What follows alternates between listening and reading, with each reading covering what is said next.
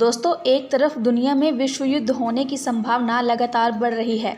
रूस ने यूक्रेन पर ताबड़तोड़ मिसाइलों के साथ हमला कर दिया है, जिससे यूक्रेन के लोगों और सैनिकों के मरने की खबर लगातार सामने आ रही है। वहीं खुशी की बात यह है कि जिस कोरोना ने पूरी दुनिया की रातों की नींद को उड़ा रखा था, अब उसके मामले तेजी से घट रहे हैं और हालात सामान्य हो रहे हैं। आलम यह है कि देश में पिछले 24 घंटों के दौरान 10,565 नए मामले सामने आए हैं, जबकि 254 लोगों की कोरोना से मौत हुई है। लेकिन उससे भी बड़ी खुशी की बात यह है कि देश में कोरोना से ठीक होने वाले लोगों की दर 98% से अधिक है। लेकिन इसका मतलब ये बिल्कुल नहीं है कि आप सावधानी हटा दें। लिहाजा आपको अभी भी सावधान रहने की ज़रूरत है और सतर्क भी, क्योंकि आपकी एक गलती भी आप पर भारी पड़ सकती है। आज इस वीडियो में मैं आपको कोरोना से जुड़ी तमाम ज़रूरी खबरें देने वाली हूं, लिहाजा वीडियो को एंड तक पूरा देखिएगा। रोमानिया ने यूक्रेनी नागरिकों के लिए कोरोना क्वारंटाइन नियम किया खत्म। दोस्तों, रोमानिया की सरकार ने शुक्रवार को यूक्रेन से आने वाले नागरिकों के लिए क्वारंटाइन नियम को खत्म कर दिया है। रूस की ओर से यूक्रेन पर हमले के बाद बॉर्डर पार कर लोग रोमानिया पहुंच रहे हैं। इसे देखते हुए यहां की सरकार ने शुक्रवार को क्वारंटाइन खत्म करने का ऐलान कर दिया। बता दें कि यूरोपियन यूनियन के सदस्य देशों ने अनवैक्सीनेटेड या बिना कोरोना नेगेटिव रिपोर्ट के ट्रेवल के लिए 5 दिन का क्वारंटाइन लागू किया था। इसे रोमानिया ने अब खत्म कर दिया है। अमेरिका ने बांग्लादेश में 1 करोड़ से अधिक वैक्सीन डोज डोनेट की। दोस्तों, यूरोपीय यूनियन की ड्रग रेगुलेटर एडवाइजरी कमेटी ने मॉडर्ना वैक्सीन के दूसरे और तीसरे डोज के बीच के गैप इंटरवल को 6 महीने से घटाकर 3 महीने करने की सिफारिश की है। ग्रीस और फ्रांस सहित कई देशों ने पहले ही इस गैप इंटरवल को कम कर दिया है। कई देशों ने गंभीर रोगियों के लिए चौथे डोज को भी मंजूरी दे दी है। तो वहीं अमेरिका ग्लोबल वैक्सीन आइलैंड्स के तहत बांग्लादेश को 1 करोड़ से अधिक वैक्सीन की डोज डोनेट कर रहा है। व्हाइट हाउस के एक अधिकारी ने बताया है कि अमेरिका की तरफ से अब तक का सबसे बड़ा डोनेशन है ये। नए बैच की तरह 10 करोड़ 1,160 फाइजर डोज कोवैक्स के माध्यम से भेजी गई हैं।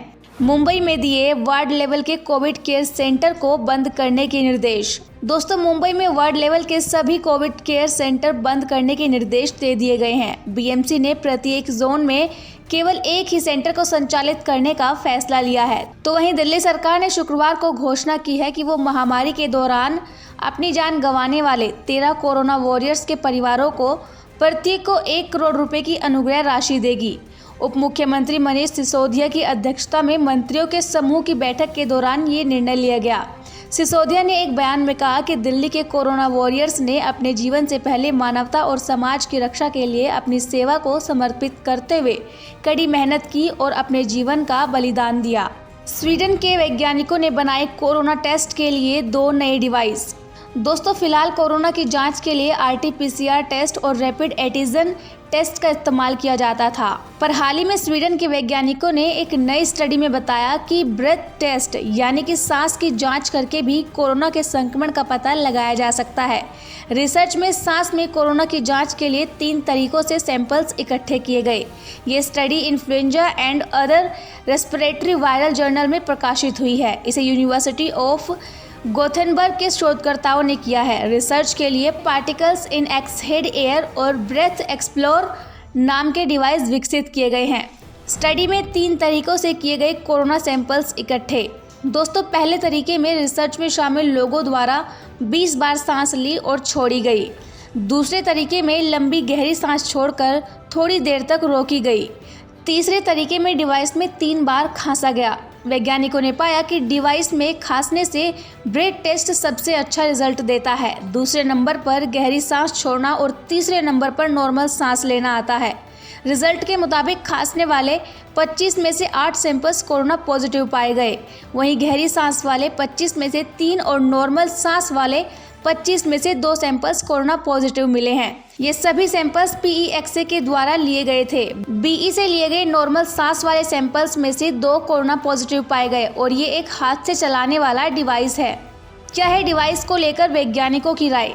दोस्तों, स्टडी में शामिल एमिलिया विकलुंड ने कहा कि इन ब्रेथ टेस्ट्स के जरिए हम बहुत छोटे कणों का पता लगा सकते हैं उनका डायमीटर 5 माइक्रोमीटर से कम है। हम चंद सांसों में ही वायरस के पार्टिकल्स के जेनेटिक कंपोनेंट आरएनए का पता लगाने में कामयाब रहे हैं। तो वहीं पीईएक्स विकसित करने वाली प्रोफेसर एना कैरीन ओलिन कहती हैं कि सांस में कोरोना के कण नाक से लिए गए सैंपल्स के 1 करोड़वां हिस्सा थे।